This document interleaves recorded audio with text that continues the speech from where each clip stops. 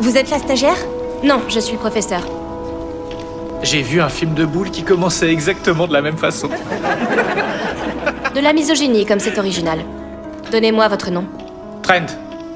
Trent, pouvez-vous me donner la définition du pouvoir? Le pouvoir, c'est la capacité à influencer le comportement d'une personne ou le cours d'un événement.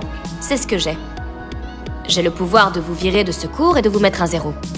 J'ai le pouvoir de vous envoyer chez le directeur pour violation du règlement de l'université. Je peux agir de façon à changer le cours de votre vie. C'est ça le pouvoir. Et vous n'en avez aucun.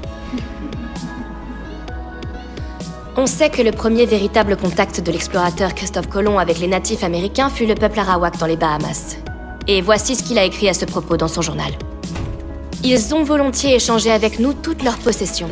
Ils ne portent pas d'armes et ne connaissent pas leur usage, car je leur ai montré une épée qu'ils ont prise par la lame et ils se sont entaillés les mains par ignorance. Je crois qu'ils feront d'excellents esclaves. Il ne nous a pas fallu plus de 50 hommes pour les soumettre, et les obliger à obéir à notre volonté. Vous avez déjà ressenti ça, Trent? Est-ce que vous avez déjà eu envie de soumettre une personne à votre volonté, sans lui demander son avis? C'est une façon de penser typiquement occidentale, qui émane directement des structures politiques et religieuses oppressives héritées de la Renaissance. Une époque où rois et prélats exerçaient un pouvoir absolu sur des masses qui en étaient privées. C'était cette mentalité que partageaient ceux qui ont découvert l'Amérique. C'est une mentalité dont notre société peine encore à se libérer aujourd'hui.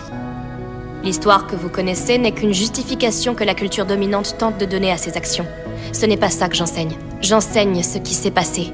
Car nous descendons toutes et tous de ceux qui ont été soumis, tous autant que nous sommes.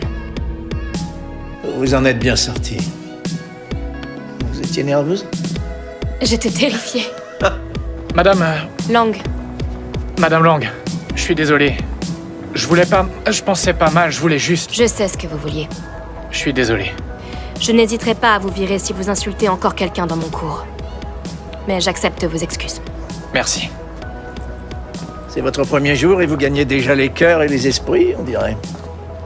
Cet esprit-là est loin d'être gagné. Certes, mais il est aussi très loin d'être perdu.